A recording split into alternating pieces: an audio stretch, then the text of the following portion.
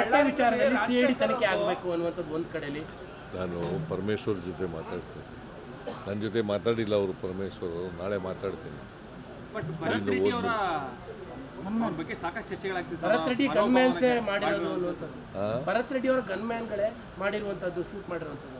ನೋಡೋಣ, ಈಗ ಅದು ತನಿಖೆ ಆಗಲಿ, ತನಿಖೆಯಿಂದ ಹೊರಬಂದ ಮೇಲೆ ಗೊತ್ತಾಗ್ತದಲ್ಲ ಸತ್ಯ ಏನು ಅಂತ. ಪೋಸ್ಟ್ ಮಾರ್ಟಮ್ ಆಗಿದೆ ಏನಕ್ಕೆ ಅನ್ನೋ ಪ್ರಶ್ನೆ ಶುರುವಾಗಿದೆ ಸರ್.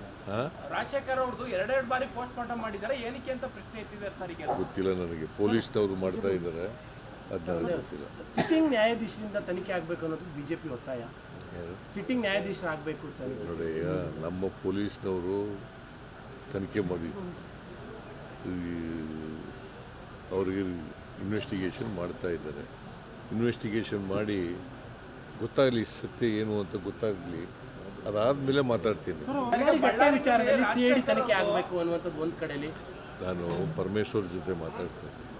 ನನ್ನ ಜೊತೆ ಮಾತಾಡಿಲ್ಲ ಅವರು ಪರಮೇಶ್ವರ್ ಅವರು, ನಾಳೆ ಮಾತಾಡ್ತೀನಿ. ಬಟ್ ಭರತ್ ರೆಡ್ಡಿ ಅವರ ಬಗ್ಗೆ ಸಾಕಷ್ಟು ಚರ್ಚೆಗಳಾಗ್ತಿದೆ. ಭರತ್ ರೆಡ್ಡಿ ಗನ್ಮ್ಯಾನ್ಸೇ ಮಾಡಿರೋದು ಅನ್ನುವಂಥದ್ದು, ಭರತ್ ರೆಡ್ಡಿ ಅವರ ಗನ್ಮ್ಯಾನ್ಗಳೇ ಮಾಡಿರುವಂಥದ್ದು, ಶೂಟ್ ಮಾಡಿರುವಂಥದ್ದು. ನೋಡೋಣ, ಈಗ ಅದು ತನಿಖೆ ಆಗಲಿ, ತನಿಖೆಯಿಂದ ಹೊರಬಂದ ಮೇಲೆ ಗೊತ್ತಾಗ್ತದಲ್ಲ ಸತ್ಯ ಏನು ಅಂತ. ಪೋಸ್ಟ್ ಮಾರ್ಟಮ್ ಆಗಿದೆ ಏನಕ್ಕೆ ಅನ್ನೋ ಪ್ರಶ್ನೆ ಶುರುವಾಗಿದೆ ಸರ್.